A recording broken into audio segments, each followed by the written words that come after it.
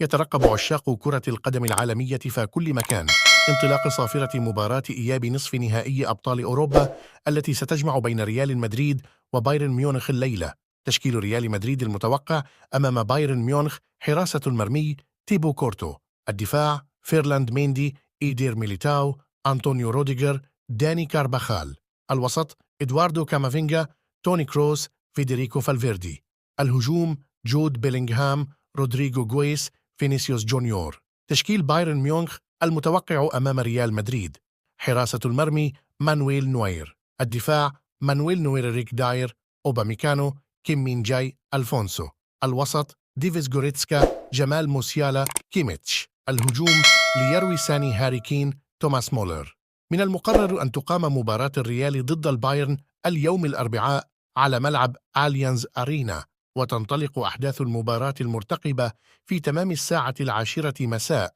بتوقيت القاهرة، وسوف تتم إذاعة مباراة ريال مدريد وبايرن ميونخ في دوري أبطال أوروبا مباشر على قناة بين سبورتس HD1.